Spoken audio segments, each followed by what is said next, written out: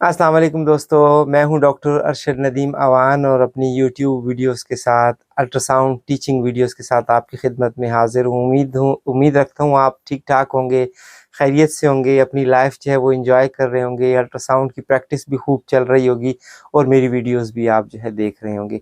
इस वीडियोस को आप टाइम एंड अगेन देखें ताकि जो सब्जेक्ट है, जो इसके अंदर मटीरियल है वो आपके ज़हन में फ़िक्स हो और आप बड़ी आसानी के साथ इसको रिप्रोड्यूस कर सकें।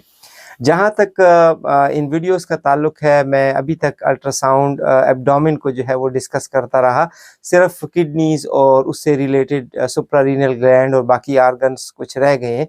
लेकिन चूँकि मेरे कलीग्स और क्लिनिशियन जो है मुख्तलिफ़ तरीके से मुझे ये कहते रहे कि गायनी का सेक्शन जो है वो वो कवर होना चाहिए, चूँकि गायनी जो है वो एक बहुत वास्ट सब्जेक्ट है और तमाम डिसिप्लिन्स रिलेटेड टू मेडिसिन जो है इसके साथ इन वन वे और द अदर जो है इन्वॉल्व होते हैं। तो इसलिए आप बेहतर है कि गायनी को थोड़ा स्टार्ट कर दें। तो मेरी आज की वीडियो जो है वो गायनी के हवाले से है। जहाँ तक गायनी के सब्जेक्ट का ताल्लुक है, अगर आप देखें तो गायनेकोलॉजिस्ट जो है वो अल्ट्रासाउंड का इस्तेमाल करते हैं।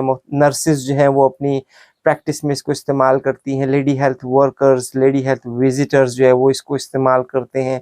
मुख्तलिफ और जो हेल्थ रिलेटेड जो हमारे कोलीग्स हैं वो अल्ट्रासाउंड यूज़ करते हैं पेल्विक आर्गन के हवाले से, और ये इंतहाई ईजीएस्ट वे है गायनी की कोई भी पैथोलॉजी को जो है वो डिस्क्राइब करने के लिए। अगर वो एबनॉर्मल ब्लीडिंग है या वो कोई और मेंस्ट्रुअल एबनॉर्मेलिटी है या कोई कंजेनिटल एनॉमली है तो अल्ट्रासाउंड जो है बहुत आसानी के साथ इसको पिक कर लेता है। तो मेरा आज का टॉपिक जो है वो पेल्विक के हवाले से है और पेल्विक को और गायनी को मैं जो है आज की सब्जेक्ट में मैं एनाटॉमी और रेडियोलॉजिकल एनाटॉमी को कवर करूँगा। मैं आपको एक दफ़ा फिर ये बताता चलूँ कि ये बेहतर है कि आप बेस लाइन को ज़रूर देखें। जिस तरीके से ये वीडियो जो है ये एक बुनियादी और स्टार्ट वीडियो होगी, इसको आप 1-2 दफ़ा ज़रूर देखें ताकि आपके ज़हन में इसकी बुनियादी जो पोज़ीशन है वो आप उसको पिक कर लें, क्योंकि बहुत सारे पॉइंट ऐसे हैं जो कि कन्फ्यूज़िंग हैं। जिस तरीके से मायोमीट्रियल एंडोमीट्रियल इंटरफ़ेस है, हमें कहाँ से एंडोमीट्रियम की मेजरमेंट लेनी है, किस पॉइंट पे लेनी है, कितनी लेनी है, ये एक कन्फ्यूज़िंग फैक्टर है। हालाँकि ये बहुत ही इम्पॉर्टेंट है। इससे रिलेटेड आप जो है जितने भी मेंस्ट्रुअल साइकिल है, मेंस्ट्रुअल फेजेस हैं, और फिर अगर वो इनफर्टिलिटी का केस हो तो आप उसके साथ कोरिलेट कर सकते हैं कि इस फेज़ में ओवुलेशन हो चुकी होती है या नहीं हुई होती, तो ये आपको ज़्यादा हेल्पफुल हो सकता है। और इसके साथ-साथ फिर मायोमीट्रियम की जो है हमें बाज़ औक़ात बड़ी कन्फ्यूजन, बहुत सारे क्लिनिशियन या तो एक्सपीरियंस ना होने की वजह से उसको इग्नोर कर देते हैं और या फिर जो है वो उनकी नज़र से ऐसा पॉइंट गुज़रा ही नहीं होता। जिस तरीके से हम एडिनोमायोसिस होता है या मुख्तलिफ जो है वो सटल फाइंडिंग जिसको हम कहते हैं इल डिफाइंड फाइब्रॉइड्स होते हैं, हमें पता ही नहीं लगता और हम उसको रिपोर्ट में मेंशन नहीं करते, और या पेशेंट एचआरटी पे होता है या कोई हार्मोनल रिप्लेसमेंट थेरेपी पे होता है तो फर्दर हमें उसकी ज़रूरत पेश आती है। और उसके साथ-साथ जो है बाज़ औक़ात जो पैथोलॉजीज़ ओवरी से रिलेटेड हैं, पॉलीसिस्टिक ओवरीज़ हैं या जो फ़ैलोपियन ट्यूब की पैथोलॉजीज़ हैं, वो हमें समझ नहीं आती। तो इसलिए बेहतर अंडरस्टैंडिंग के लिए हमें चाहिए कि हम रेडियोलॉजिकल एनाटॉमी देखें और जनरल एनाटॉमी को भी जो है एक नज़र देखें। तो मैं इन तमाम पॉइंट्स को एड्रेस करने से पहले जो है वो एनाटॉमी की डिस्कशन ज़रूर करूँगा ताकि लाइट हम एनाटॉमी को देख सकें कि यूट्राइन और फ़ैलोपियन ट्यूब और ओवेरियन एनाटॉमी किस तरह है। एक लाइट एनाटॉमी हम हिस्टोलॉजिकल पॉइंट ऑफ व्यू से नहीं देखेंगे कि हम उसे डाइसेक्ट करके देखते जाएँ कि ये नज़र आ रहा है, ये नज़र आ रहा है। आपको कन्फ्यूजन में नहीं डालेंगे, बल्कि स्ट्रेट अवे आपके साथ बात करूँगा कि ये जो है यूट्रस है और इसके इतने पार्ट हैं, अल्ट्रासाउंड पे हमें ऐसे नज़र आते हैं। But that's the only point कि आपको क्लेरिफिकेशन हो सके कि रेडियोलॉजिकल एनाटॉमी कैसी होती है, आप उसे अंडरस्टैंड कर सकें, आप वो पॉइंट जो है वो पिक कर सकें और आगे जो है हम चल सकें। तो लिहाजा बाकी पॉइंट जो हम डिस्कस करने से पहले हम आइए एनाटॉमी देखते हैं और फिर उसके बाद हम रेडियोलॉजिकल एनाटॉमी देखते हैं। तो आइए स्टार्ट करते हैं गायनी की एनाटॉमी या पेल्विक, यूट्रस, ओवेरियन और फ़ैलोपियन ट्यूब की एनाटॉमी जो है।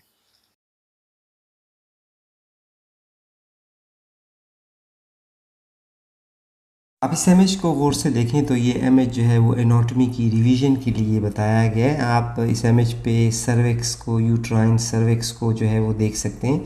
ये एक्चुअली यूट्रस की एनाटॉमी है।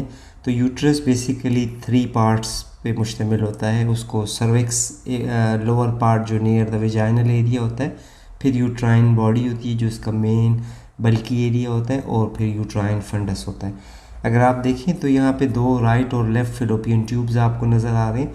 जो फिलोपियन ट्यूब का एरिया है जो कि यूट्रस के साथ कनेक्ट करता है उसे कार्नियो कहते हैं, और जो पहला पार्ट कार्नियो के करीब है फिलोपियन ट्यूब का उसे इस्थमस कहते हैं। लेकिन रेडियोलॉजी में हमें इस्थमस और कार्नियो जो है अल्ट्रासाउंड के ऊपर नज़र तो नहीं आता, और ना फिलोपियन ट्यूब नज़र आती हैं अगर वो नॉर्मल हो।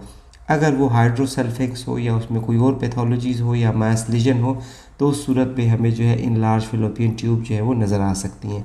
आपने यहाँ पर फोकस जो है वो यूट्रस पे करना है, और यूट्रस के बाद आपने फिर ओवरीज को फोकस करना है। ओवरीज जो है वो आपको पी साइज़ पे आसानी के साथ जो है वो अल्ट्रासाउंड इमेजेस पे नज़र आ जाती हैं।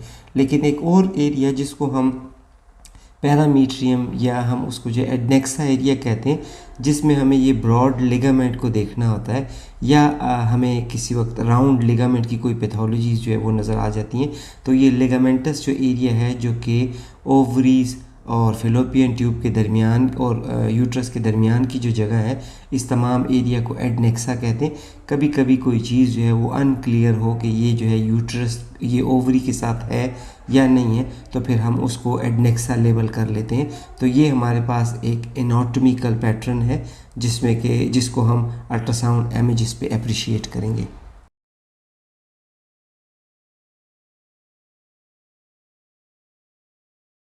जहाँ तक पिल्विक आर्गन की स्कैनिंग का ताल्लुक है अल्ट्रासाउंड की इक्विपमेंट के ज़रिए, तो हमारे पास जो है मुख्तलिफ़ तरीके की जो स्कैन्स हैं वो अवेलेबल हैं। सबसे कॉमनली वाइडली यूज़ जो है वो ट्रांस एब्डोमिनल अल्ट्रासाउंड है। ट्रांस एब्डोमिनल अल्ट्रासाउंड के ज़रिए हम जो है पिल्विक आर्गन को आसानी के साथ पिक कर लेते हैं। हमें यूट्रस नज़र आ जाता है, हमें ओवरीज भी क्लियरली नज़र आ जाती हैं किसी हद तक।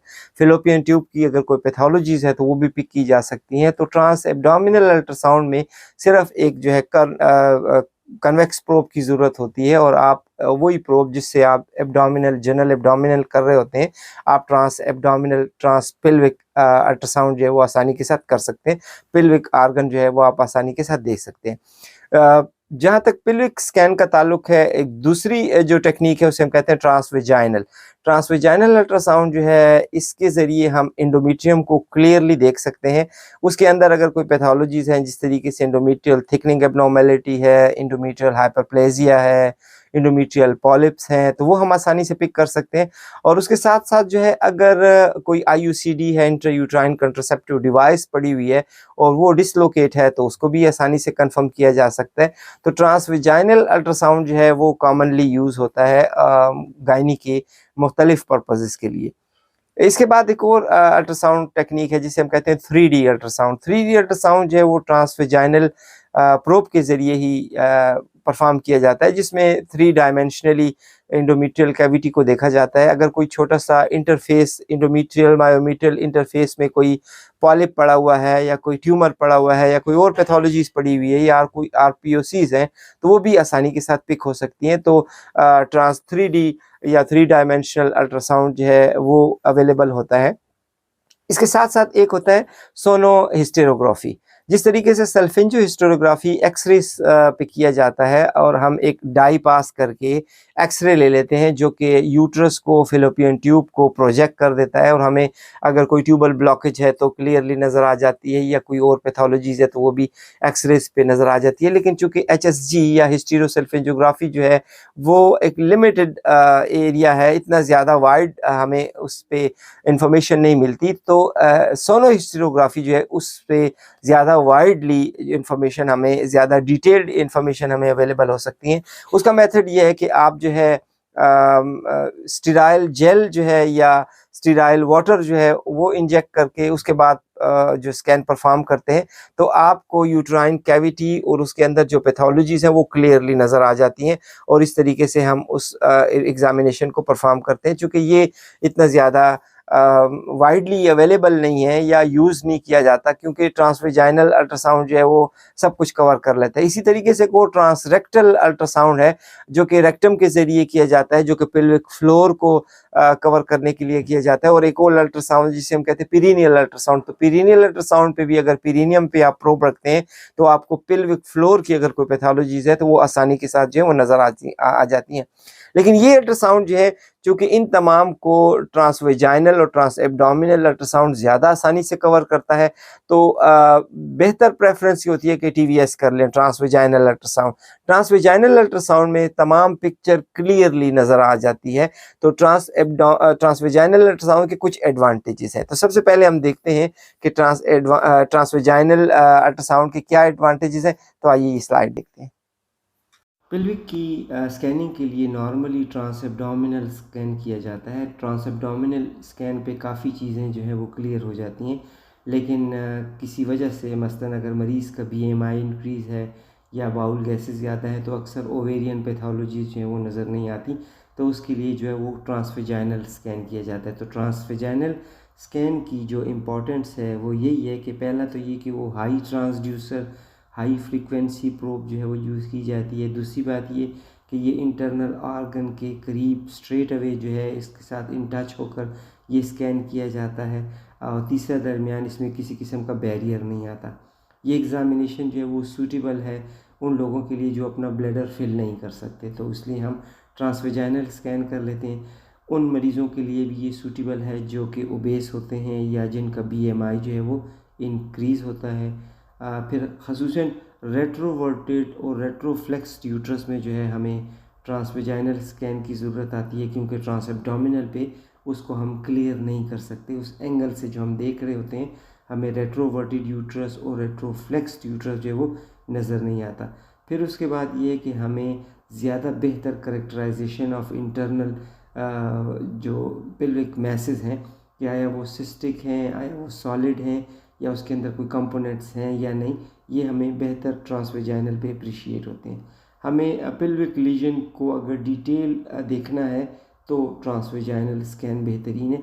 और सबसे इम्पॉर्टेंट बात जो है वो इंडोमेट्रियम की पैथोलॉजीज़ के लिए हमें ट्रांसवेजाइनल स्कैन करना होता है कि इसमें कोई पॉलिप है, क्योंकि पॉलिप ट्रांस एब्डोमिनल पे नज़र नहीं आते, जो इंडोमेट्रियल पॉलिप है। और ट्रांसवेजाइनल पे इंडोमेट्रियम की थिकनिंग क्लियर नज़र आ जाती है, आया वो इंडोमेट्रियल हाइपरप्लेजिया है या उसके अंदर कोई पॉलिप है या कोई और मैस लीजन जो है वो डेवलप हो रहा है, तो उसके लिए हमें जो है ट्रांसवेजाइनल स्कैन करना ज़रूरी होता है।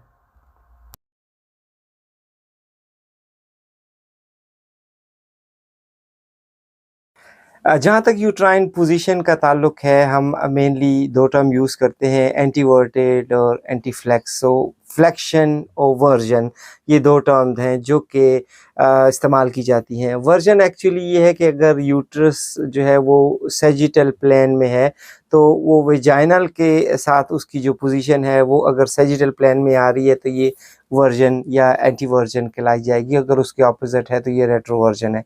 जहाँ तक फ्लेक्शन का वर्ड यूज़ होता है, तो फ्लेक्शन का वर्ड सर्विक्स के साथ यूट्राइन बॉडी का कनेक्शन बताया जाता है कि अगर वो उसके एंटी पोजीशन पे है तो वो एंटी वर्टेड है, और अगर वो रेट्रो पोजीशन पे है तो वो रेट्रेड वर्टेड है। तो अगेन अगर ये एंटी फ्लेक्शन और एंटी वर्शन की अगर हम बात करते हैं तो ये फिर अगेन वही कंफ्यूजिंग आती है, और इसी कंफ्यूजन में सारे के सारे क्लिनिशियन जो है वो काफ़ी कंफ्यूज होते हैं कि इसको हम किस तरीके से याद करें। तो मैं आपको मज़ीद कंफ्यूज नहीं करना चाहूँगा, बड़ी आसानी के साथ आप ये कुछ इमेजेस हैं, इन इमेजेस को जहन में रखें, इन इमेजेस को आप देखें और अपने जहन में जो है ये पॉइंट रख लें, तो आपको क्लैरिफाई हो जाएगा कि हमें एंटीवर्टेड ऐसे नज़र आता है, एंटी फ्लेक्स्ड ऐसे नज़र आता है, रेट्रोवर्टेड ऐसे नज़र आता है, रेट्रोफ्लेक्स ऐसे नज़र आता है। तो ये कुछ इमेजेस जो हैं वो आपको क्लैरिफाई कर देंगे और आप उस कन्फ्यूजन से निकल जाएंगे। अगर आप बुकिश लेवल पे आप जाकर देखें तो आपको वाकई मुश्किल होगी, कि क्योंकि जो अल्फाज का इस्तेमाल किया जाता है वो इस कम्प्लेक्स वे और कम्प्लेक्स तरीके से होता है कि हमारे सामने ये एक गुत्थी सुलझती नहीं है और हम इसमें कंफ्यूज हो जाते हैं। हालांकि एग्जामिनेशन के लिए जो है ये बहुत ज़्यादा इंपॉर्टेंट होता है कि यूट्रस की पोजीशन क्या है। फर्टिलिटी में इसकी इंपॉर्टेंस बहुत ज़्यादा है। बाज़ औक़ात यूट्राइन कंट्रैक्शन जो होती हैं, जो कि मेंस्ट्रुअल फेज़ में आती हैं, उस सूरत में भी अगर यूट्रस की पोजीशन एबनॉर्मल है तो पेन जो है वो काफ़ी ज़्यादा होते हैं। तो मेनोरेजिया में जो है ये देखने में आता है, डिस्मेनोरिया में इसकी इंपॉर्टेंस ज़्यादा होती है। तो हम बहुत इंपॉर्टेंट पॉइंट जो है वो मिस कर जाते हैं। इसलिए हमें ज़रूरी होता है कि हम इसकी पोजीशन को जो है क्लियरली जो है वो मेंशन कर सकें, देख सकें और आइडेंटिफाई कर सकें। एक और बात का यहाँ बहुत ज़्यादा ख्याल रखना होता है कि फुल ब्लैडर बहुत इंपॉर्टेंट होता है। फुल ब्लैडर की जो है उसकी वजह से जो है यूट्रस की तमाम शेप चेंज हो जाती है। अगर आपके पास ब्लैडर एम्प्टी है और ब्लैडर पार्शियली फिल्ड है, तब तो आपकी जो यूट्रस की पोजीशन है आप उस पे प्रॉपर्ली कमेंट नहीं कर सकते, क्योंकि उसके अंदर जो है वो आपको वो नॉर्मल पोजीशन आपको नज़र नहीं आएगी, वो रियल पोजीशन आपको नज़र नहीं आएगी, क्योंकि ब्लैडर फिल नहीं होगा। ब्लैडर जो है अगर वो फिल है तो वो एक विंडो का काम देता है और आपको अल्ट्रासाउंड की पे जो है वो यूट्रस की पोजीशन बड़ी क्लियरली नज़र आती है। तो मैं चाहूँगा कि इस वीडियो से आपकी कन्फ्यूजन जो है वो दूर कर सकूँ, अपनी कोशिश की। ये कुछ इमेजेस हैं, हम इन इमेजेस को देखते हैं और इमेजेस पे हम आइडेंटिफाई कर लेंगे कि ये पोजीशन जो है इस पोजीशन को जो है वो डिपिक्ट करती है, इस पोजीशन को एक्सप्लेन करती है। तो आप बार-बार 3-4 दफ़ा इन इमेजेस को देखेंगे, रिपीट करेंगे इस वीडियोस को, तो आपको जो है वो क्लैरिफाई हो जाएगी। तो आइए हम ये इमेजेस देखते हैं और इसे कंफर्म करते हैं कि यूट्राइन की पोजीशन अल्ट्रासाउंड पे हमें किस तरीके से नज़र आती है। इस अल्ट्रासाउंड इमेज को अगर आप गौर से देखें तो ये ट्रांस एब्डोमिनल अल्ट्रासाउंड है। आपको जो है वो यूट्रस क्लियर नज़र आ रहा है, आपको यूरिनरी ब्लैडर जो है वो फुली डिस्टेंडेड है। चूँकि आपको अगर ट्रांस एब्डोमिनल अल्ट्रासाउंड करना है तो यूरिनरी ब्लैडर फुली डिस्टेंडेड होना चाहिए। अगर ये फुली डिस्टेंडेड नहीं है तो आप यूट्रस की पोजीशन एक्यूरेटली डिफ़ाइन नहीं कर सकते। यहाँ पर ये यूरिनरी ब्लैडर फुली डिस्टेंडेड है तो आप इस यूट्रस का बॉडी, फंडस, सर्वाइकल रीजन और इवन आपको जो है विजाइनल कैनाल भी नज़र आ रही है। तो इसकी पोजीशन जो है वो आपको एंटीवर्टेड और एंटी फ्लेक्स नज़र आ रही है। वर्टेड जो है वो विजाइनल वॉल के साथ या विजाइना के साथ जो है इसका कंपैरिजन को वर्शन कहते हैं, और फ्लेक्शन जो है वो यूट्राइन बॉडी का सर्विक्स के साथ कंपैरिजन को जो है वो फ्लेक्शन कहते हैं। लेकिन आप को ये चीज़ कंफ्यूज करेगी, आप इस इमेजेस पे देखकर अपने माइंड को क्लियर कर लें कि अगर आप प्रॉपर तरीके से प्रोबिंग कर रहे हैं और प्रोब को प्रॉपर पोजीशन पे आपने रखा हुआ है तो उसमें अगर आपको यूट्रस की पोजीशन इस तरीके से नज़र आ रही है तो ये आपके पास एंटीवर्टेड और एंटी फ्लेक्स्ड यूट्रस है। इसमें आप इंडोमेट्रियम को भी क्लियरली देख सकते हैं, आप जो है सर्वाइकल कैनाल को भी देख सकते हैं और part of the vaginal canal जो है आपको क्लियरली नज़र आ रही है।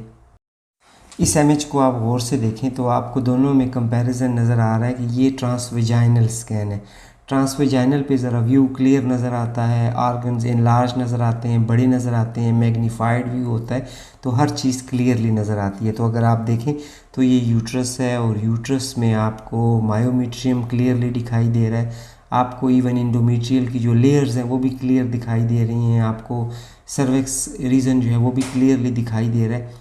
तो अगर ये आप गौर करें तो इसकी जो पोजीशन है वो रेट्रोवर्टेड है। तो ये यूट्रस जो है अगर टीवीएस का प्रोब आपने प्रॉपर तरीके से पकड़ा हुआ है, पोजीशन ठीक है प्रोब की, तो आप अगर स्कैन करते हुए आपको उसके फंडस, यूट्रस का fundus towards the right side की तरफ नज़र आ रहा है तो ये रेट्रोवर्टेड और रेट्रोफ्लेक्स्ड यूट्रस है।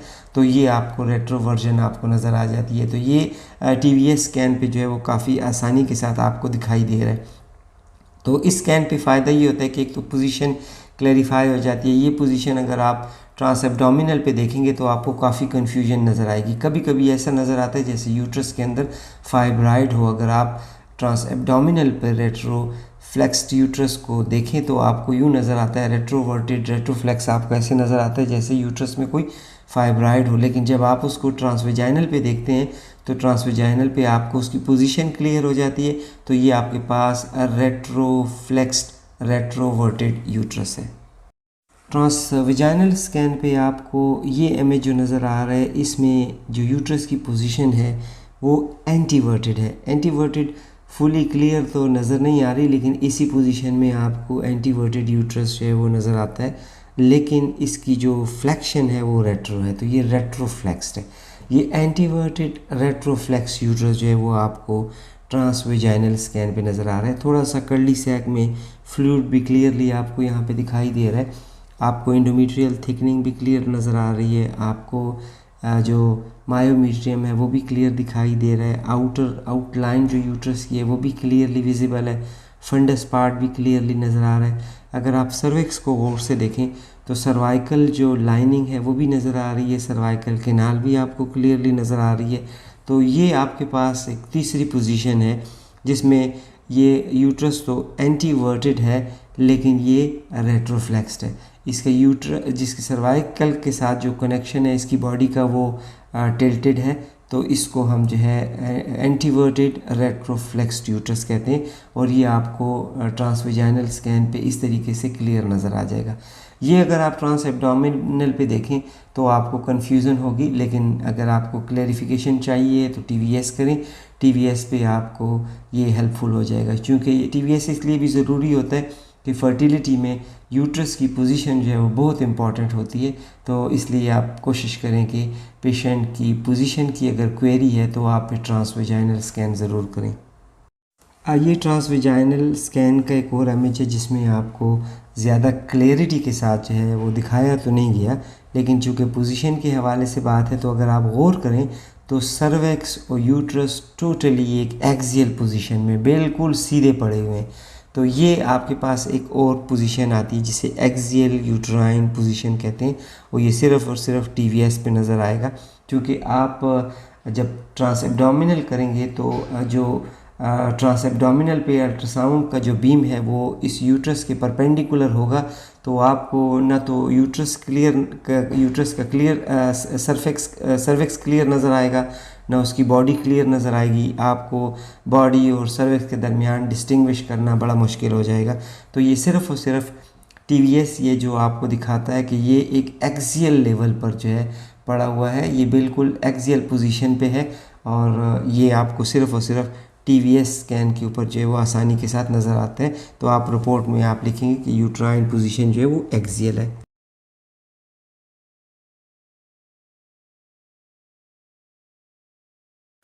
एंडोमेट्रियम अल्ट्रासाउंड इमेजिंग पे एंडोमेट्रियम थिकनिंग जो है वो बहुत इम्पॉर्टेंट होती है। प्री मेंस्ट्रुअल पेशेंट में, प्री मेनोपॉज़ल पेशेंट में, पोस्ट मेनोपॉज़ल पेशेंट में इसकी थिकनिंग जो है वो वेरी करती है। एंडोमेट्रियम जो है वो हार्मोनल चेंजेस के साथ जो है वो प्रोलिफरेट करती है और डिफरेंट चेंजेस जो है उसके अंदर आती हैं। जहाँ तक इंडोमेट्रियल के स्ट्रक्चर का ताल्लुक है, इंडोमेट्रियम जो है वो 2 लेयर्स होती हैं, एक सुपरफिशियल लेयर होती है, एक डीप लेयर होती है। सुपरफिशियल लेयर को जो है वो फंक्शनलिस लेयर कहते हैं, चूँकि ये फंक्शनिंग लेयर होती है, और डीप लेयर जो है वो बेसालिस लेयर होती है। ये डीप लेयर मायोमेट्रियम के साथ एम्बेडेड होती है, और ये वो पॉइंट है जहाँ पर हम कहते हैं मायोमेट्रियल इंडोमेट्रियल इंटरफेस। ये बहुत इंपॉर्टेंट होता है, और बहुत सी ऐसी पैथोलॉजीज़ हैं जो कि इस इंटरफेस पे होती हैं, जिसके लिए हमें TVS करना पड़ता है, जिसके लिए हमें सोनोहिस्टेरोग्राफी करनी पड़ती है। तो ये एक इम्पॉर्टेंट पॉइंट होता है।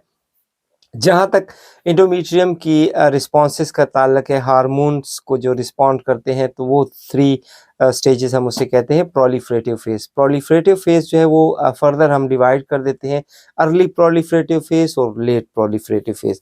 अर्ली प्रोलिफरेटिव फेज़ और लेट प्रोलिफरेटिव फेज़ में जो एंडोमेट्रियम की मेजरमेंट है वो 1 से 10 मिलीमीटर तक होती है। अगर 1 से 10 मिलीमीटर के दरमियान जो है ये एंडोमेट्रियम थिकनिंग्स आपको मिल रही है, तो इसका मतलब ये हुआ कि ये पेशेंट जो है वो प्रोलिफरेटिव फेज़ में है, और आप इसको अर्ली और लेट में डिवाइड कर सकते हैं आसानी के साथ। और अगर इसकी एंडोमेट्रियम जो है वो सेक्रेटरी फेज़ में, चूँकि सेक्रेटरी एक्टिविटी होती है, ज़्यादा यहाँ पर म्यूकस सिक्रीशन हो रही होती है, एंडोमेट्रियम इकोजेनिक नज़र आ रही होती है, और आप इसकी थिकनिंग जो है वो 11 से ऑनवर्ड 22 तक जो है वो जा सकती है। तो इसकी हम एंडोमेट्रियम थिकनिंग जो है इसको हम सेक्रेटरी फेज़ में कहते हैं। जबकि मेंस्ट्रुअल फेज़ में ये लेयर जो है वो ग्रेजुअली जो है वो शेडिंग होना शुरू हो जाती है।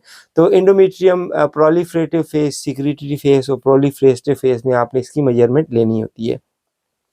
जहाँ तक इसकी इम्पोर्टेंस का ताल्लुक है, तो ये जो है आप LMP ज़रूर देंगे लास्ट मेंस्ट्रुअल हिस्ट्री के साथ, लास्ट मेंस्ट्रुअल पीरियड के साथ आप कोरिलेट कर लें। तो नॉर्मली आपको पता होना चाहिए कि इस वक्त में फ़ीमेल को प्रोलिफरेटिव फेज़ में होना चाहिए। तो आपको अगर वो प्रोलिफरेटिव फेज़ नज़र आ रहा है तो इसका मतलब एक हार्मोनल एक्टिविटी ठीक चल रही है। अगर इस वक्त वो सेक्रेटरी फेज़ में है और हार्मोनल एक्सक्यूज़ मी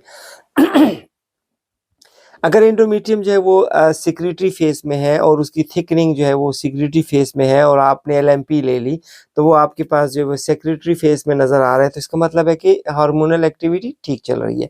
लेकिन अगर वाइस वर्सा है, पेशेंट हिस्ट्री दे रहा है कि वो सेक्रेटरी फेस में उसकी एलएमपी चल रही है और आपके पास एंडोमेट्रियल थिकनिंग आ नहीं रही, इसका मतलब है कि हार्मोनल इम्बैलेंस है। तो बहुत सारी डायग्नोसिस जो है वो हो सकती हैं इसके ऊपर।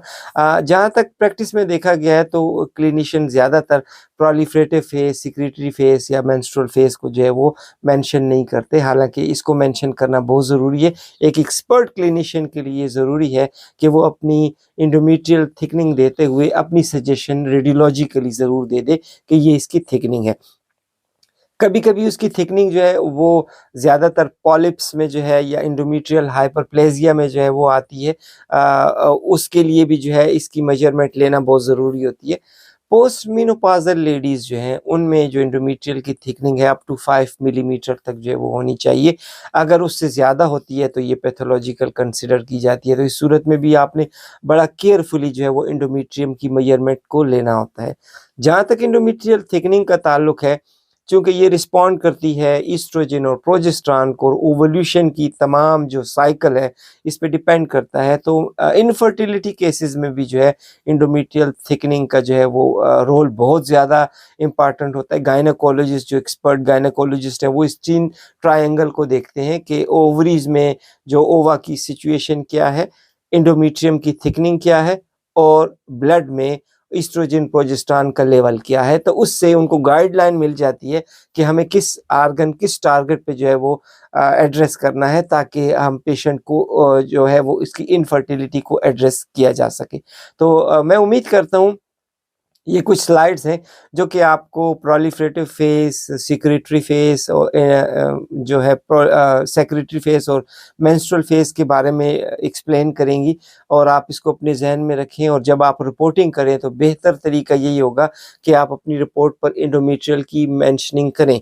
आपकी रिपोर्ट पर लास्ट मेंस्ट्रुअल पीरियड मेंशन होना चाहिए और फिर आपकी रिपोर्ट पे जो है एंडोमेट्रियल थिकनिंग मेंशन होनी चाहिए। और अगर कोई डिस्क्रिपेंसी आ रही है तो आप नीचे कंक्लूजन में लिखें कि there is a discrepancy between the last menstrual period and the proliferation of the endometrium. It should have been secretory phase but it is proliferative phase, so whatever it is, तो आपने उसको explain कर देना है ताकि यहाँ पे आप जो है आपकी रिपोर्ट जो है वो काफ़ी कंक्लूसिव हो और आप कि इस रिपोर्ट से जो है पेशेंट को बेनिफिट हो और आपका क्लिनिशियन जो है या आपका जो कुलीग है उसको जो है वो एडवांटेज हो। तो आइए देखते हैं ये इमेजेस, और इस इमेजेस पे हमें जो है वो एंडोमेट्रियम की थिकनिंग किस तरीके से नज़र आएगी, कैसे प्रोलिफरेटिव फेज को देखेंगे, कैसे सेक्रेटरी फेज को देखेंगे, एंडोमेट्रियम जो है वो मेंस्ट्रुअल फेज में कैसे नज़र आएगी। तो आइए ये इमेजेस देखते हैं। अल्ट्रासाउंड की इस इमेज पे आपको जो है वो यूट्रस दिखाया गया। ये ट्रांसवेजाइनल स्कैन है। इस ट्रांसवेजाइनल पे अगर आप पोजीशन देखें तो ये आपको एंटीवर्टेड और एंटी फ्लेक्स पोजीशन नज़र आ रही है, लेकिन चूंकि हमें यहाँ पर एंडोमेट्रियम को असेस करना है, अगर आप गौर करें तो ये एंडोमेट्रियम की लाइनिंग जो है अप टू 4 मिलीमीटर है। तो ये एंडोमेट्रियम जो है वो प्रोलिफरेटिव फेज़ में है। प्रोलिफरेटिव फेज़ में एंडोमेट्रियल थिकनिंग जो है वो 2 to 3 से लेकर लेस देन 10 मिलीमीटर तक होती है।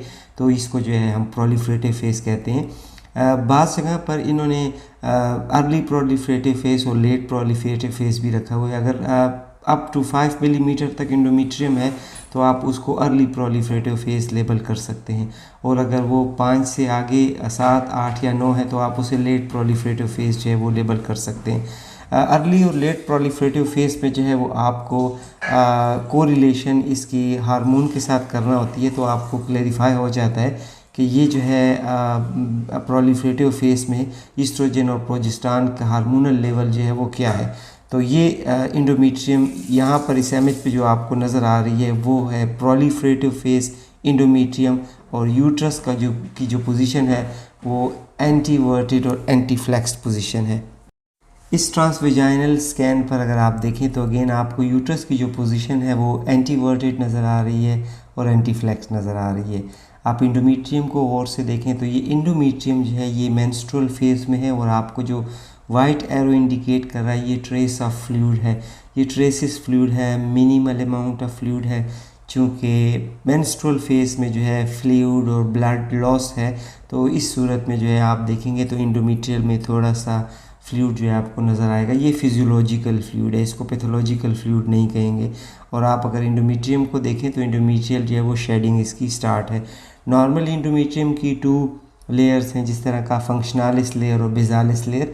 बेसालिस लेयर वो इंटैक्ट रहती है, वो आपको मेंस्ट्रुअल फेज में भी नज़र आती है। तो ये जो इंडोमेट्रियम है ये बेसालिस लेयर है, ये इंटैक्ट है, ये इंडोमेट्रियो मायोमेट्रियल इंटरफेस बना रही है और ये इंटैक्ट रहती है। इसके ऊपर जो है वो फिर प्रोलिफरेशन होती है इंडोमेट्रियम की, इसीलिए इसको फिर प्रोलिफरेटिव फेज कहते हैं, क्योंकि इंडोमेट्रियम जो है वो आहिस्ता आहिस्ता प्रोलिफरेट होती रहती है, थिक होती रहती है। 10 दिन इसको लगते हैं, तो इस तमाम 10 दिनों के फेज़ को प्रोलिफरेटिव फेज़ कहते हैं।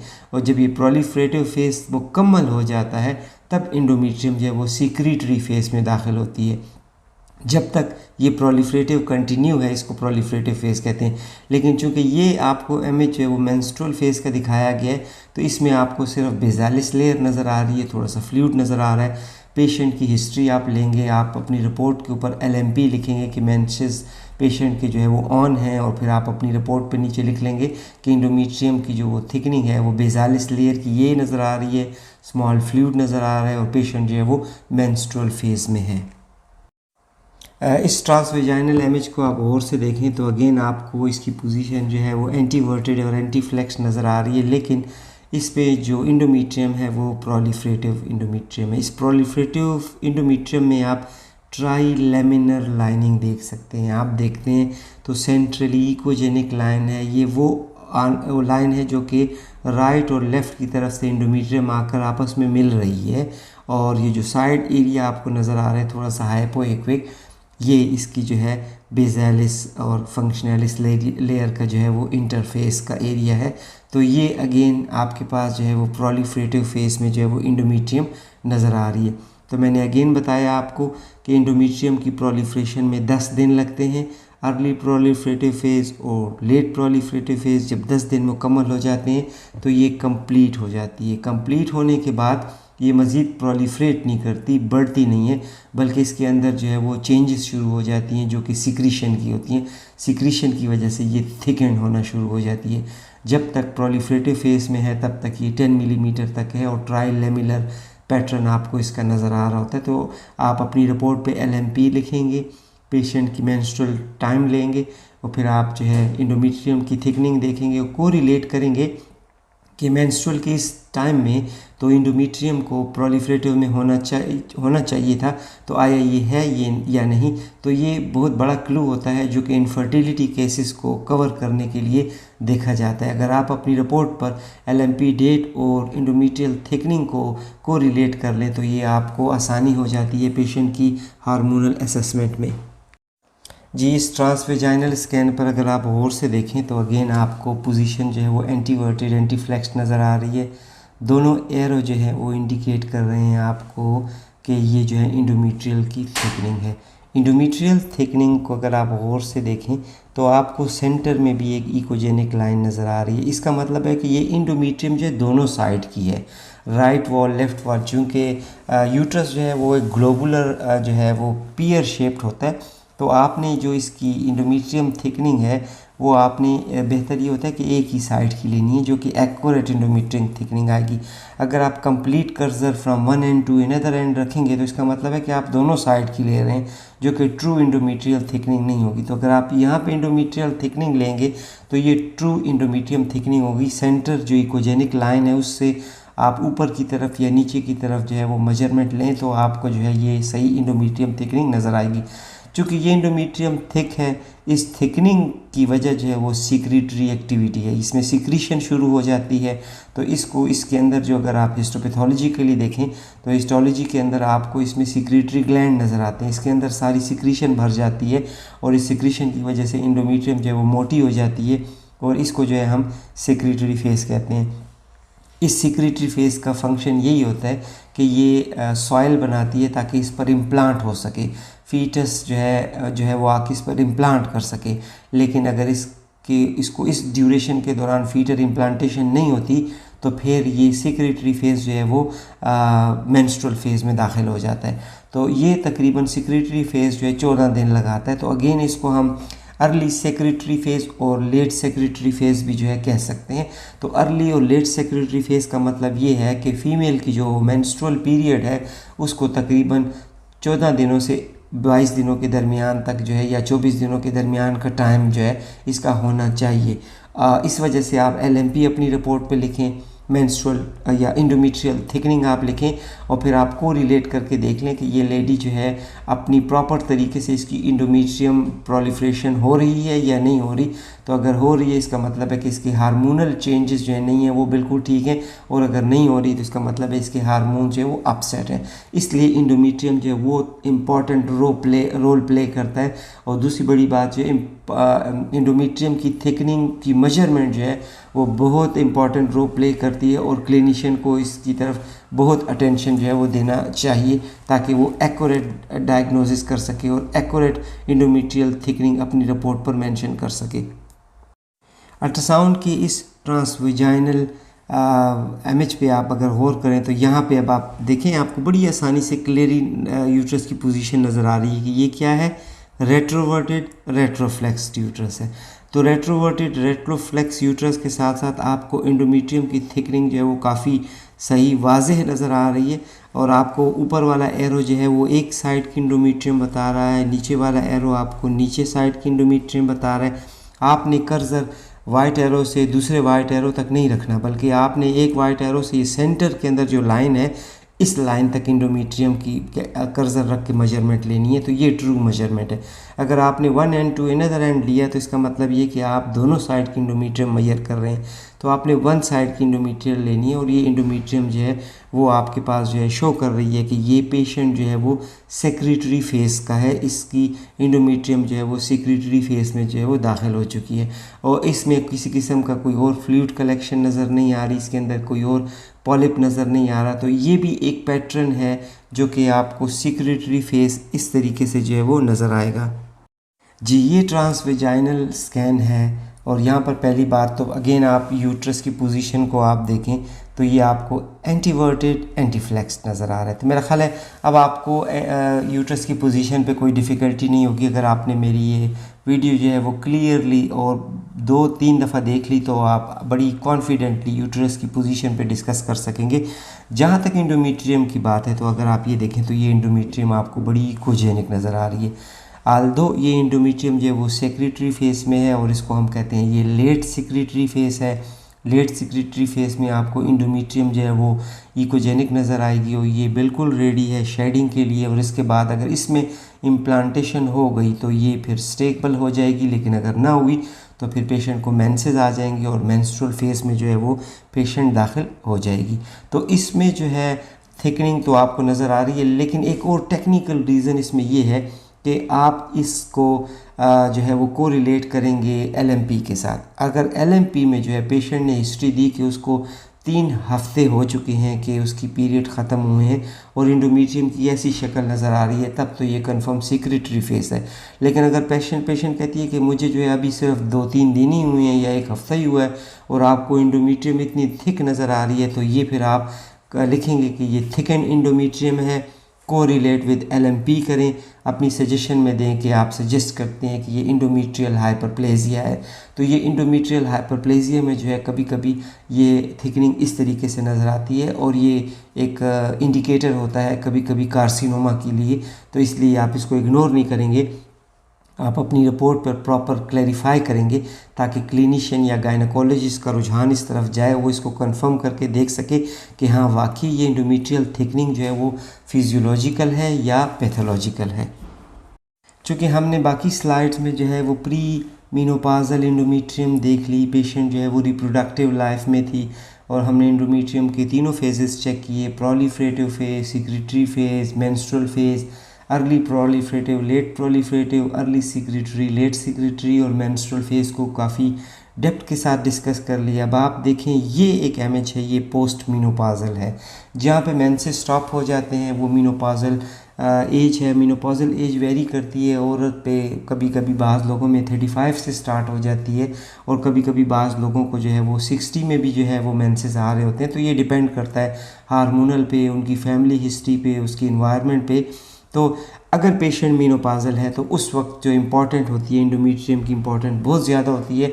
इंडोमेट्रियम की जो थिकनिंग है पोस्ट मेनोपाजल फीमेल में तकरीबन 5 सेंटीमीटर से 5 मिलीमीटर से जो है वो कम होनी चाहिए। अगर 5 मिलीमीटर से ज़्यादा है तो इसको हम पैथोलॉजिकल कंसिडर करते हैं और फिर इसकी फ़र्दर इन्वेस्टिगेशन होना ज़रूरी होता है। इसलिए पोस्ट मेनोपाजल फीमेल में आपने यूट्रस को देखना है और आपने जिस तरह इस यूट्रस को आप देखें तो ये रेट्रोवर्टेड और रेट्रोफ्लेक्स्ड है।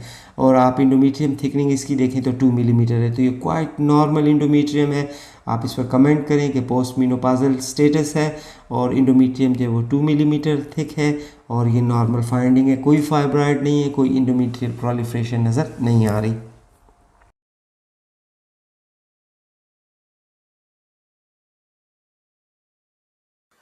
मायोमीट्रियम यूट्रस की जो मायोमीट्रियम है वो 3 लेयर्स पे कंसिस्ट है। हम देखते हैं पीरीमीट्रियम है, मायोमीट्रियम है और एंडोमीट्रियम है, लेकिन मायोमीट्रियल इटसेल्फ जो है वो 3 लेयर्स इसकी होती हैं, जिसमें जो है आउटर लेयर को जो है वो आर्कुएट आर्टरीज जो है वो सप्लाई करती है और आर्कुएट आर्टरी जो है वो इनर और मीडियल लेयर को जो है वो सप्लाई करती है। उसके बाद फिर ये रेडियल आर्टरी में कन्वर्ट होती है और रेडियल आर्टरी जो है वो स्पाइरल आर्टरीज बनकर जो है वो इंडोमेट्रियम को सप्लाई करती है। तो इस तरीके से आर्कुएट आर्टरीज, रेडियल आर्टरीज और स्पाइरल आर्टरीज जो है इसका जो जो ब्लड सप्लाई है वो इस पे मुश्तमिल होती है। जहाँ तक इसको इकोजेनिसिटी का ताल्लुक है तो मायोमीट्रियम जो है वो आपको एक यूनिफॉर्मली होमोजेनस नज़र आएगी, एक रेगुलर पैटर्न इसका आपको नज़र आएगा और आप इसमें कोई इरेगुलरिटी नज़र नहीं आएगी। अगर कोई चेंज ऑफ इकोजेनेसिटी होती है तो ये ड्यू टू पैथोलॉजिकल प्रोसेसेस होता है। कभी कभी इल डिफाइंड फाइब्रॉइड जो है एक्टिविटीज़ उसमें जारी होती है, या कभी कभी जो है मायोमीट्रियम में कोई और ऐसी कलेक्शन अगर हो जाए या एब्सिस फॉर्मेशन हो तो ये भी एक पॉसिबिलिटी हो सकती है, या फिर एडिनोमायोसिस कोई पैटर्न अगर है तो आपको ये भी जो है नज़र आ सकता है। तो आपको अल्ट्रासाउंड के ऊपर जो है वो होमोजेनस मायोमीट्रियम नज़र आएगी। मायोमीट्रियम की थिकनिंग जो है वो वेरी करती है एज के साथ, पेशेंट की बिल्ड के साथ जो है वेरी करती है, पेशेंट की जो है वो हार्मोनल एक्टिविटी के साथ जो है वो इसका रिलेशन है। इसके साथ साथ हम देखते हैं डिफरेंट रेसेस जो है जिस तरीके से हम देखते हैं अफ्रीकन है, जिस तरह एशियन है, जिस तरह ब्रिटिश हैं, इन तमाम में जो है इनकी साइज़ और शेप के लिहाज से यूट्रस का जो साइज़ है और मायोमीट्रियम का जो साइज़ है वो वेरी करता है। आप अगर इसको एक कोई प्रॉपर शेप देते हैं या प्रॉपर मेजरमेंट लेते हैं तो वो चूँकि एप्लीकेबल नहीं होता, जिस तरीके से अगर पेशेंट जो है वो मिड एज में है तो उसकी एंडोमेट्रियम की जो चेंजेस है वो डिफरेंट होंगी। दूसरी ये कि ये पेराइटी के साथ भी डिपेंड करता है। अगर जो है पेशेंट नली ग्रेविडा है तो उसका साइज़ जो है वो डिफरेंट होगा, और अगर वो जो है मल्टी ग्रेविडा है तो उसकी जो है साइज़ जो है वो डिफरेंट है। पोस्ट मेनोपाज़ल में जो है वो साइज़ जो है वो चेंजेस आपको देखने में मिलती है। तो ये एक ऐसा टॉपिक है जो कि एक कंट्रोवर्शियल टॉपिक है। आपको सब्जेक्टिवली देखना होता है कि आपको मायोमीट्रियम जो है वो किस तरीके से थिकनिंग उसकी नज़र आ रही है, या आपके पास उसकी प्रीवियस इमेजेस मौजूद हैं तो उसकी बेसिस पे आप उसको जो है देख सकते हैं। लेकिन चूँकि ये सब्जेक्टेड टू हार्मोनल चेंजेस होता है इसलिए इसको कमेंट नहीं किया जाता अनलेस कि कोई पैथोलॉजिकल प्रोसेस इसमें मौजूद ना हो, या कोई फाइब्रॉइड एक्टिविटी उसके अंदर ना हो, या फिर आप उसमें जो है देखते हैं कोई एडिनोमायोसिस जो है ना हो। तो ये तमाम मायोमीट्रियम से रिलेटेड पॉइंट्स हैं जो कि हम आगे भी फर्दर पैथोलॉजिकल प्रोसेसेस जब हम डिस्कस करेंगे तो हम आपके साथ शेयर करेंगे। तो आइए हम देखते हैं कि हमें मायोमीट्रियम कैसे नज़र आएगी और हमें मायोमीट्रियम में जो है ये ब्लड सप्लाई किस तरीके से नज़र आएगी। और कभी-कभी जो है हमें मायोमीट्रियम में कुछ कैल्सिफिकेशन भी नज़र आती है। ये ज़्यादातर पोस्ट मेनोपाज़ल पेशेंट्स में जो है वो देखने में मिलती है, तो वो हमें अल्ट्रासाउंड इमेज पे कैसे नज़र आएगी। और उसके साथ-साथ हमें मायोमीट्रियल इंटरफ़ेस, मायोमीट्रियल एंडोमेट्रियो मायोमीट्रियल इंटरफेस जो है इसमें भी कैल्सिफिकेशन नज़र आती है। तो ये ज़्यादातर पोस्ट इंस्ट्रूमेंटेशन की वजह से देखने में मिलती है। तो ये भी एक पॉइंट है कि आपने मेंशन करना होता है। तो ये तमाम पैटर्न हमें अल्ट्रासाउंड पे कैसे नज़र आएँगे, हम इसे कैसे एप्रिशिएट करते हैं, तो आइए देखते हैं ये इमेजेस, ये हमें हेल्पफुल होंगे कि हम मायोमीट्रियम को और उसकी पैथोलॉजीज़ को कैसे पहचान सकते हैं। ये ट्रांसवेजाइनल स्कैन है और ट्रांसवेजाइनल स्कैन पे आप जो अगर यूट्रस की पोजीशन देखें तो ये अगेन रेट्रोवर्टेड और रेट्रोफ्लेक्स्ड आपको नज़र आ रही है। आप अगर देखें तो इस इमेज पे आपको मायोमीट्रियम क्लियर नज़र आ रही है, लेकिन मायोमीट्रियम में जो वाइट एरो है आपको इंडिकेट कर रहे हैं ये मायोमीट्रियल वेन्स हैं। तो मायोमीट्रियम जो है वो एक्चुअली इसकी दो लेयर्स होती हैं। जो सुपरफिशियल लेयर है उसके पास जो है आपको जो आर्कुएट आर्टरी है और रेडियल आर्टरी जो है ये नज़र आएंगी। ये आर्टरीज और वेन्स आपको यहाँ पे नज़र आ रही हैं। तो ये इसमें कुछ में तो आप अगर ब्लड फ्लो डाल के देखें तो ब्लड फ्लो नज़र आएगा, कुछ में आपको ब्लड फ्लो इस पे नज़र नहीं आ रहा होगा। तो यहाँ पर इसको पिक करना ज़रूरी होता है। अगर इस इमेज पे जो आपको जिस हद तक वेन्स और आर्टरीज नज़र आ रही हैं ये नज़र आए तो ये नॉर्मल है। अगर इससे ज़्यादा और बहुत ज़्यादा वेस्कुलर है और पेरीमेट्रियल एरिया में भी आपको जो है वेसल नज़र आ रही हैं तो हम इसको पेल्विक कंजेशन सिंड्रोम कहते हैं, लेकिन ये पेल्विक कंजेशन सिंड्रोम नहीं है, ये एक नॉर्मल है। मायोमीट्रियम की जो इकोजेनिसिटी है वो होमोजेनस होती है, उसके अंदर किसी किस्म की इरेगुलरिटी नहीं होती। आपको बहुत क्लियरली जो है और बहुत केयरफुली आपने फंडस को देखना होता है। एंटीरियर पोस्टीरियर वॉल को आप देखेंगे, आपको जो है जो लोअर यूट्राइन बॉडी है उसको ज़रूर तवज्जो देनी होती है। वो एरिया जहाँ पे लोअर यूट्राइन बॉडी सर्विक्स के साथ मिलता है उस एरिया में चूँकि जगह नैरो होती है तो उसको बहुत केयरली आपने ऑब्ज़र्व करना है। तो ये आपको एक क्लियर पिक्चर नज़र आ रही है जिसमें आपको मायोमीट्रियम भी नज़र आ रही है और मायोमीट्रियल वेन्स जो हैं आपको नज़र आ रही हैं।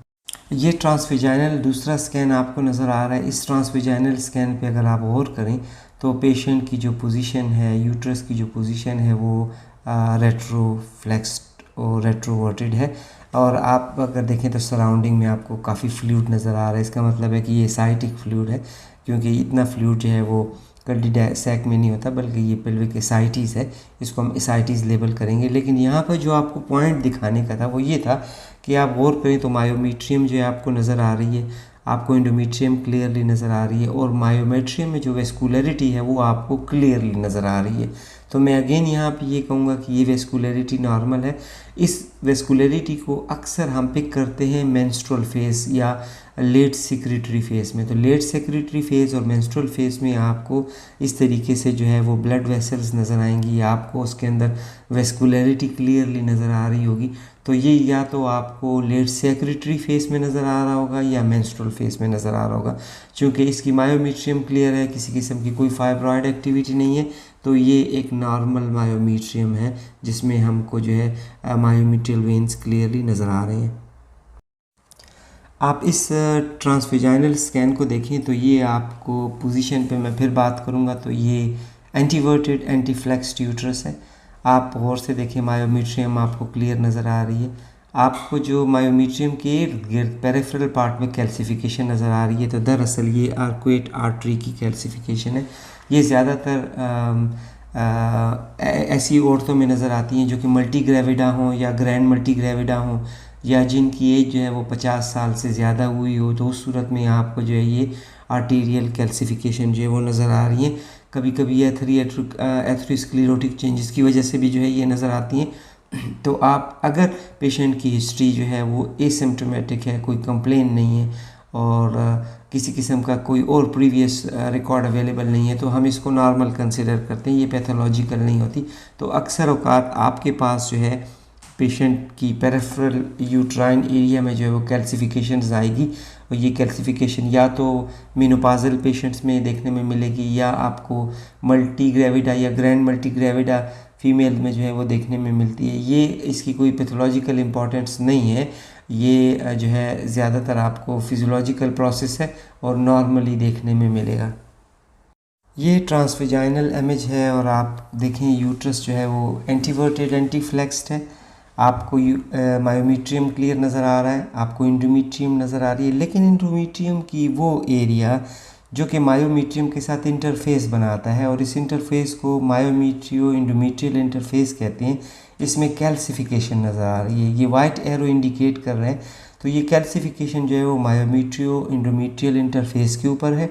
ये आप अक्सर उन लोगों में देखेंगे कि पोस्ट इंस्ट्रूमेंटेशन है, अगर कोई डीएनसी हुई हुई है या किसी और वजह से कोई इंस्ट्रूमेंटेशन की गई है या कोई इंट्रायूट्राइन डिवाइस रखा गया है वो हटा दिया गया, उसके बाद आप देखें तो इस इंटरफेस पे कैल्सिफिकेशन नज़र आ रही होगी। तो ये कैल्सिफिकेशन जो है नॉन पैथोलॉजिकल है, इसकी कोई पैथोलॉजिकल इम्पोर्टेंस नहीं होती। लेकिन अगर ये इस तादाद से ज़्यादा हो जाए तो फिर कभी कभी इसको पैथोलॉजिकली कोरिलेट किया जाता है, क्योंकि कभी कभी हील ग्रेनुलोमा भी जो है कैल्सिफाइड फोकाई की सूरत में इस एरिया पे नज़र आ सकते हैं। लेकिन मेनली जो पहली इंपॉर्टेंट डिफरेंशियल होती है वो ये होती है कि पेशेंट की पोस्ट इंस्ट्रूमेंटेशन कैल्सिफिकेशन आपको नज़र आती है।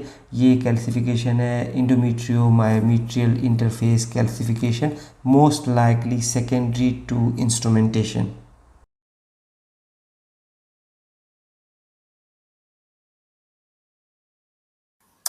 गायनी एग्जामिनेशन में अल्ट्रासाउंड पर सर्विक्स इंतहाई इम्पॉर्टेंट एरिया है। सर्विक्स जो है वो इंटरनल ऑस और एक्सटर्नल ऑस, इसमें दो ओपनिंग होती है। अल्ट्रासाउंड पे आल दो अगर पेशेंट प्रेग्नेंट नहीं है तो हम ये अप्रिशिएट नहीं कर सकते, लेकिन प्रेगनेंसी में स्पेशली लेट प्रेगनेंसी में ये बोथ एरियाज जो है बहुत इंपॉर्टेंट होते हैं, जिसमें हमें सर्वाइकल केनाल कॉम्पिटेंसी और इनकॉम्पिटेंसी को देखना पड़ता है। हम देखते हैं कि इसका साइज़, इसकी ओपनिंग कितनी है, इसकी मेजरमेंट कितनी है, तो हमें इंटरनल ऑस की जो मेजरमेंट है वो लेना ज़रूरी होती है। लेकिन नॉन प्रेग्नेंट लेडीज़ में जो है चूँकि सर्विक्स आपको देखना ज़रूरी होता है, बहुत दफ़ा हम जो है ये एरिया इग्नोर कर देते हैं। हम फंडस देख लेते हैं, बॉडी देख लेते हैं, सर्विक्स को कोई अटेंशन हम पे नहीं करते। हालांकि अल्ट्रासाउंड इमेजेस पे आपको सर्वाइकल केनाल बहुत क्लियरली नज़र आती है। आप उसकी सर्वाइकल केनाल की जो है वो मेजरमेंट भी ले सकते हैं। आप उसके अंदर अगर कोई पैथोलॉजीज़ है तो उसको भी आप अप्रिशिएट कर सकते हैं। जहाँ तक इसकी पैथोलॉजीज़ का ताल्लुक है, चूँकि सर्विक्स जो है वो एक मस्कुलर एक ऐसा एरिया है जिसमें बहुत ज़्यादा म्यूकोज़ल एक्टिविटी होती है। तो कभी-कभी म्यूकोज़ल जो एक्टिविटी है या म्यूकोज़ल सिस्ट जो है वो बन जाते हैं, और म्यूकोज़ल सिस्ट ब्लॉक होकर उसको हम रिटेंशन सिस्ट कहते हैं। अगर वो ब्लॉक हो जाए और फिर कभी-कभी इसमें इन्फेक्शन हो जाता है, हेमोरेज हो जाता है, तो ये बहुत पेनफुल होते हैं। तो आपने इसको पे अटेंशन जो है वो पे करनी है। हम उसमें सिस्ट देख के उसकी मेजरमेंट ले लेते हैं, लेकिन हम उसके कंटेंट्स को अप्रिशिएट नहीं करते कि उसके अंदर अगर लो लेवल इकोज़ नज़र आ रहे हैं, कोई कैल्सिफिक फोकाई नज़र आ रहे हैं, तो ये इंडिकेट करता है कि ये कोई इन्फेक्टेड निबोथियन सिस्ट है, जो कि फर्दर मैनेजमेंट पे जो है डॉक्टर को हेल्प मिल जाती है, आपके कुलीग को जो है वो हेल्प मिल जाती है। तो इसलिए इसका इसका मेंशन करना इंतहाई ज़रूरी होता है। या साइज़ जो है कभी-कभी वो इतना बड़ा हो जाता है कि वो एनलार्ज होकर जो है काफ़ी पेनफुल या जो है सर्वाइकल प्रेशर जो है वो काज़ करता है, और मेंस्ट्रुअल ब्लीडिंग में जो है वो रुकावट भी पैदा कर सकता है, और डिस्मेनोरिया भी काज़ कर सकता है। तो मुख्तलिफ पैटर्न जो है वो इसकी वजह से जो है वो इसके साथ एसोसिएट होते हैं। जहाँ तक इसकी पैथोलॉजिकल प्रोसेसेस का ताल्लुक है, तो चूँकि अभी हम उसको डिस्कस नहीं कर रहे। जहाँ तक साइज़ का ताल्लुक है, तो जो मेनार्क में जो है या प्री मेनार्क में जो है, जो अभी बलूगत की एज में नहीं होती या उनको मेंसेस नहीं आए होते, तो उस वक़्त साइज़ ऑफ द सर्विक्स जो है वो size of body of the uterus से काफ़ी बड़ा होता है। तो वो कंफ्यूज नहीं होना चाहिए, वो डंबल शेप हम उसको यूट्रस कहते हैं। लेकिन मेंसेस के बाद जो है इसका साइज़ चेंज हो जाता है, बॉडी की निस्बत जो है वो सर्विक्स छोटा हो जाता है, और फिर इसका बाकी जो साइज़ है वो डिपेंड करता है मुख्तलिफ।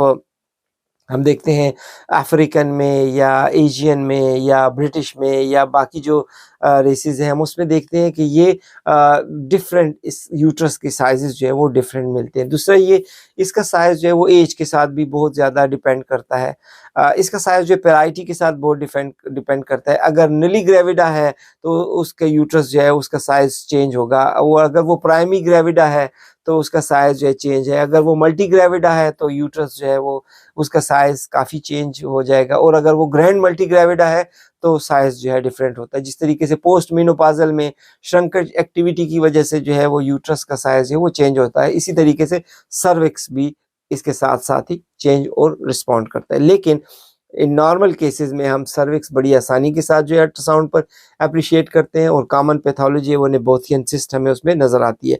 तो आइए देखते हैं कि अल्ट्रासाउंड पैथोलॉजीज़ पे हमें जो है ये किस तरीके से एब्नॉर्मेलिटीज़ नज़र आती हैं। लेकिन एक और एब्नॉर्मेलिटी जिसे हम कहते हैं मुलेरियन डक्ट डिसजेनेसिस, ये एक अलग टॉपिक है, इस पर मैं सेपरेट डिस्कस करूंगा इस वीडियो में आपके साथ। मैं इसको कंफ्यूज नहीं करता क्योंकि ये वीडियो जो है एक नॉर्मल एनाटॉमी के हवाले से हम डिस्कस कर रहे हैं। हमने तमाम एनाटॉमिकल पैटर्न, उसके पार्ट्स और उसके बॉडी को डिस्कस कर रहे हैं ताकि आप फर्दर जब इसकी पैथोलॉजी को देखने लगें तो आपको इस वीडियो से काफ़ी हेल्प मिल सके। तो आइए देखते हैं कि हमें जो सर्विक्स है वो किस तरीके से अल्ट्रासाउंड इमेजिंग पे जो है वो नज़र आएगा। ये ट्रांसवेजाइनल स्कैन है और इस ट्रांसवेजाइनल स्कैन पे आपको जो है नॉर्मली सर्विक्स नज़र आ रहा है, सर्वाइकल कैनाल भी क्लियरली नज़र आ रही है। सर्वाइकल कैनाल में अगर आप देखें तो आपको लाइनिंग जो है वो भी क्लियरली नज़र आ रही है। तो ट्रांसवेजाइनल स्कैन के ऊपर ये पेशेंट जो है वो एंटीवर्टेड एंटी फ्लेक्स्ड यूट्रस है, सर्विक्स को फोकस किया गया है, सर्विक्स का जो है व्यू दिखाया जा रहा है और इस सर्विक्स के व्यू में आप देखें तो आपको फुली कैनाल नज़र आ रही है, सर्वाइकल जो है वो पार्ट क्लियर नज़र आ रही है। आल्दो इंटरनल लॉस जो है वो नज़र नहीं आता और एक्सटर्नल लॉस भी नज़र नहीं आता। इंटरनल लॉस जो है वो प्रेगनेंसी के दौरान हम आसानी से देख सकते हैं और उसकी हमने कम्पिटेंसी के लिए जो है उसकी मेजरमेंट लेनी होती है, लेकिन इस स्कैन पे आपको इंटरनल लॉस नज़र नहीं आएगा। और ये एक नॉर्मल सर्विक्स है, नॉर्मल सर्वाइकल लाइनिंग है और इसमें किसी किस्म की कोई पैथोलॉजी इसकी मायोमीट्रियल पार्ट में नज़र नहीं आ रही। इसकी सर्वाइकल एंटीरियर और पोस्टीरियर वॉल जो है वो बिल्कुल क्लियर है। इस ट्रांसवेजाइनल इमेज पे आपको अगेन यूट्रस नज़र आ रहा है और यूट्रस जो है उसका सर्वाइकल पार्ट जो है वो फोकस किया गया है। ये एंटीवर्टेड एंटी फ्लेक्स्ड यूट्रस है।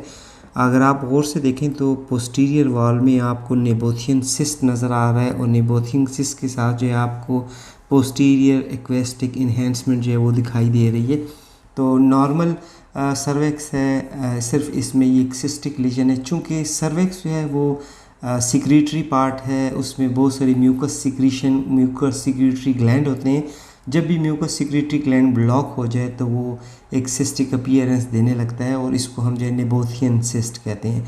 तो नेबोथियन सिस्ट का साइज़ लेना ज़रूरी होता है, मेंशन करना होता है कि ये सिंगल है या ये मल्टीपल है। और दूसरी बड़ी इंपॉर्टेंट बात, इसके अंदर के कंटेंट को ज़रूर देखना होता है कि इसके अंदर किसी किस्म के लो लेवल ईकोस तो नहीं है या इसके अंदर कोई कैल्सिफिकेशन तो नहीं है या कोई और हेमरेज या इन्फेक्टेड मटेरियल तो नहीं है। अगर ये होगा तो पेशेंट सिम्टोमेटिक होगा और उसको जो है काफ़ी पेन होगा। तो अपनी रिपोर्ट के ऊपर उसका साइज़, उसके इंटरनल कंटेंट को ज़रूर मेंशन कर दें। और ज़्यादातर ये जो पैथोलॉजिकल नहीं होता, ये एक फिजियोलॉजिकल प्रोसेस है और ये कुछ वक्त तक बनते हैं और उसके बाद म्यूकस सिक्रीट हो जाए तो ये नॉर्मल भी हो जाते हैं। ये एक ट्रांसवेजाइनल स्कैन है और ट्रांसवेजाइनल में पेशेंट के यूट्रस की पोजीशन एंटीवर्टेड एंटी फ्लेक्स्ड है, लेकिन यहाँ पर आपको ये दिखाया गया है कि यहाँ पे मल्टीपल निबोथियन सिस्ट्स हैं।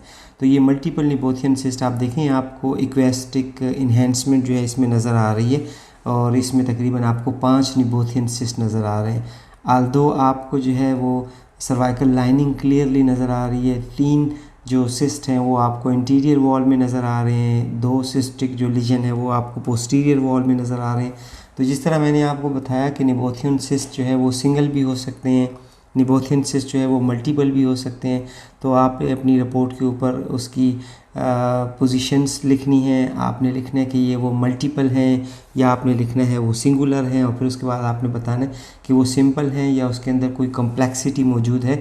तो ये आपने उसको मेंशन कर देना और फिर उसके बाद आप उसको कोरिलेट कर लेंगे, फॉलो अप स्कैन देख लेंगे कि आया वो रिग्रेस हो गए हैं या नहीं हुए। इस ट्रांसवेजाइनल स्कैन के ऊपर अगर आप गौर करें तो आपको जो है अब कम्प्लेक्सिटी दिखाई गई है उस निबोथियन सिस्ट की। यहाँ पर 2 निबोथियन सिस्ट नज़र आ रहे हैं, एक जो है वो सिंपल निबोथियन सिस्ट है और एक जो है वो कॉम्प्लेक्स निबोथियन सिस्ट है। एक्चुअली इसके अंदर जो है वो हेमरेज हुआ है, पेशेंट सिम्टोमेटिक है, साइज़ इसका बड़ा हुआ है। तो आपको इसलिए अटेंशन पे करनी होगी कि वो आप देखें कि उसके अंदर इंटरनल कंटेंट्स हैं या नहीं। आया वो सिंपल निबोथियन सिस्ट है, आया वो कॉम्प्लेक्स निबोथियन सिस्ट है, आया उसके अंदर कुछ हेमोरेजिक कंटेंट मौजूद है, उसके अंदर कोई इन्फेक्टेड मटेरियल मौजूद है या नहीं। क्योंकि ये फाइंडिंग्स जो है वो उन पेशेंट्स में देखने में मिलेगी जो सिम्टोमेटिक्स होंगे और फिर इस तरह की फाइंडिंग के लिए जो है मैनेजमेंट चेंज हो जाती है आपको उसको ट्रीटमेंट देनी पड़ती है, एंटीबायोटिक्स देने पड़ते हैं, शायद लोकल एमएलसिफायर देना पड़ता है। तो आपको ये अपनी रिपोर्ट पर मेंशन करना होता है कि आया कॉम्प्लेक्स निबोथियन सिस्ट है, इन्फेक्टेड निबोथियन सिस्ट है, या निबोथियन सिस्ट विद हेमरेज जो है वो देखा गया। तो आप अपनी कंक्लूजन में इसको ज़रूर मेंशन करेंगे। इस अल्ट्रासाउंड फाइंडिंग पे एक नॉन पैथोलॉजिकल फाइंडिंग्स जो है वो दिखाई गई है। इसको जो है वो सर्वाइकल फोल्ड कहते हैं। वो मेडिकल टर्मिनोलॉजीज़ के लिए जो यूज़ की जाती है उसे हम कहते हैं प्लाइका पाल्मेटा।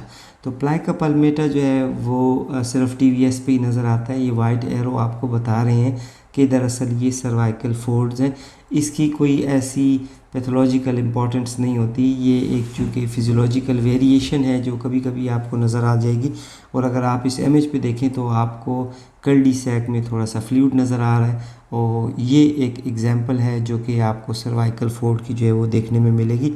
लिहाजा देखने के बाद आप इसको कंफ्यूज ना हो, आपके बैक ऑफ योर माइंड ये मौजूद होगा कि ये सर्वाइकल फोल्ड है। इस स्लाइड को आप देखेंगे, अगर आपको इसी तरह की कोई पिक्चर जो है वो नज़र आ गई तो आपने उसमें कंफ्यूज नहीं होना, बल्कि आपने मेंशन कर देना है कि ये एरिया जो है नज़र आ रहा है, these are likely cervical folds. ये टीवीएस की एक दूसरी स्लाइड है। इसमें आपको जो है थोड़ी सी थिकनिंग जो है इंटरनल लाइनिंग ऑफ सर्विक्स जो है वो दिखाई गई है, और इसके साथ साथ इसके अंदर कैल्सिफिकेशन भी दिखाई गई है। तो ये सर्वाइकल इनर कैल्सिफिकेशन है। सर्वाइकल इनर कैल्सिफिकेशन की कोई ख़ास इम्पोर्टेंस नहीं होती, बल्कि ये पोस्ट इंस्ट्रूमेंटेशन में जो है ये केसेस देखने में मिलते हैं। अगर मल्टीपल पर्पस के लिए सर्वाइकल डायलिटेशन की गई है, चाहे वो डीएनसी है, चाहे वो किसी और पर्पस के लिए की गई हो, चाहे वो कोई इंट्रा यूट्राइन डिवाइस रखने के लिए की गई हो, या सर्वाइकल डायलिटेशन के कुछ और वजूहात भी हो सकते हैं उसकी वजह से की गई हो, या जो है पोस्ट डिलीवरी जो है सर्विक्स डायलेट किया गया हो, तो उसकी सूरत में अक्सर आपको सर्विक्स में जो है वो कैल्सिफिकेशन मिलेगी। इसकी कोई ख़ास इम्पोर्टेंस नहीं होती। अगर आपको ये नज़र आ जाए, आप अगर मेंशन करना चाहें तो मेंशन कर लें, लेकिन ब्रैकेट में आप मेंशन कर लें कि likely post traumatic post instrumentation जो है ये हो सकती है, but these are consider to be non pathological. Always को relate the condition with the clinical history. तो क्लिनिकल हिस्ट्री के साथ रिलेट कर लें। अगर पेशेंट सिम्टोमेटिक है तो उसकी ट्रीटमेंट जारी कर दी जाएगी और फॉलोअप स्कैन के लिए जो है दोबारा भेज दिया जाएगा, और उसके बाद आप देखेंगे तो शायद ये क्लियर अप हो चुके हो। और अगर ना हो रहा हो तो इसका मतलब है कि ये फिजियोलॉजिकल प्रोसेस है, इसमें कोई पैथोलॉजी नहीं है। ये ट्रांसवेजाइनल स्कैन है और इसमें आपको जो है यूट्रस का सर्विक्स जो है वो क्लियरली दिखाया गया है। एक्चुअली ये सर्वाइकल सूडोमास है, ये मास नहीं है, सूडोमास है। इसकी शक्ल मास की तरह नज़र आ रही है क्योंकि जो सर्विक्स के अंदर मस्कुलर लेयर है उसके फेब्रिलर पैटर्न जो है वो सर्कुलर पोजीशन में होते हैं। तो जब वो अल्ट्रासाउंड बीम के नीचे आते हैं तो वो ऐसे नज़र आता है जैसे कि इसके अंदर कोई मैस पड़ा हुआ। तो इसको आपने दोनों शक्लों में देखना होता है। आपने इसको ट्रांसवर्स सेक्शन पे भी गौर से देखना होता है और आपने इसको वर्टिकल में भी देखना होता है। तो आप देखेंगे, जब आप वर्टिकल में देखेंगे तो आपको इसकी शेप चेंज नज़र आएगी और आपको क्लियर हो जाएगा कि ये अपनी राउंड शेप को मेंटेन नहीं रख रहा। तो ये दरअसल जो है मैस नहीं है, बल्कि ये आपको फेब्रिलर पैटर्न जो है, जो मस्कुलर लेयर है उसके सर्कुलर मसल जो हैं वो आपको इस फॉर्म में नज़र आ रहे हैं जैसे कि ये मैस नज़र आ रहा है। तो इसको बेहतर ये होता है कि आप इसको मेंशन ना करें। ये सिर्फ आपकी अंडरस्टैंडिंग के लिए कि इसको हम सर्वाइकल सूडोमास कहते हैं। जी दोस्तों, तो ये था यूट्रस के हवाले से गायनी की वीडियोस जो हैं वो स्टार्ट कर दी, और आज के इस टॉपिक में मैंने यूट्रस के हवाले से डिस्कस किया, इसकी मायोमीट्रियम, एंडोमीट्रियम और सर्वाइकल पार्ट को डिस्कस किया। इसके साथ-साथ मैंने इसमें ये भी डिस्कस किया कि कितनी अल्ट्रासाउंड स्कैनिंग हमें अवेलेबल है, ट्रांस एब्डोमिनल को किस तरीके से करेंगे, ट्रांसवेजाइनल स्कैन की क्या इंपॉर्टेंस है, और सोनोहिस्टेरोग्राफी भी जो अवेलेबल है, 3 डायमेंशनल अल्ट्रासाउंड भी जो है वो अवेलेबल है। और इसके साथ-साथ मैंने जो एक इम्पॉर्टेंट पॉइंट था कि यूट्रस की जो पोजीशंस हैं अल्ट्रासाउंड पे, एंटीवर्जन और एंटीफ्लेक्स और रेट्रोवर्जन और रेट्रोफ्लेक्स हमें अल्ट्रासाउंड पे कैसे नज़र आएंगी। मैंने कोशिश की कि आपको कंफ्यूज ना करूं, मुख्तलिफ जो एकेडमिक पॉइंट्स हैं उनको मैंने साइड किया और आपको सिर्फ क्लिनिकल पॉइंट जो है वो बताए ताकि आपको आसानी हो कि आप ये तमाम पॉइंट जो है वो पिक कर सकें। फिर उसके बाद मैंने जो है वो सर्विक्स के बारे में भी डिटेल के साथ बात की, इंडोमेट्रियम की थिकनिंग पे भी जो है काफ़ी डिटेल गुफ्तगू की। मेरी नेक्स्ट वीडियो जो है वो मुलेरियन डक्ट डिसजेनेसिस है, जिसमें कि यूट्रस की एब्नॉर्मेलिटीज़ होती हैं। डायडेल्फिस यूट्रस कैसे नज़र आएगा, डबल सर्विक्स कैसे नज़र आएंगे, डबल मायोमेट्रियम कैसे नज़र आएगी, डबल एंडोमेट्रियम कैसे नज़र आएगी, ये तमाम चीज़ें मेरी नेक्स्ट वीडियो में जो है वो शामिल होंगी। तो मेरी वीडियोज़ जो है वो रेगुलर देखते रहें, अपने साथियों के साथ शेयर करते रहें। अगर कोई पॉइंट जो है आप चाहते हैं कोई एक्सप्लोर किया जाए तो मुझे इनबॉक्स कर दें कुछ अपने कमेंट, तो मैं उसको ज़रूर दोबारा आपकी तरफ जो है वो रिप्लाई करूँगा। कुछ साथी जो हैं उन्होंने कुछ पॉइंट्स हैं वो भेजे हैं, वो मैं उसके लिए एक स्पेशली अलहदा वीडियो अपलोड कर दूँगा ताकि उसको और बाकी तमाम साथियों को भी जो है उसकी समझ आ जाए। जिस तरीके से एक साथी ने इंडिया से बताया कि मुझे डेब्रेस में कन्फ्यूजन है, इंटरनल इकोज़ में कन्फ्यूजन है, तो वो कैसे होती है, तो मैं इसको एड्रेस करता हूँ ताकि वो भी क्लैरिफ़ाई जो है वो हो सके। उसके साथ-साथ आप अपना ज़रूर ख़्याल रखें, अपने इर्द-गिर्द के लोगों का ज़रूर ख़्याल रखें। तो नेक्स्ट वीडियो में आपके साथ दोबारा हाज़िर होऊँगा, तब तक इजाज़त दीजिएगा। अल्लाह ने के बाद।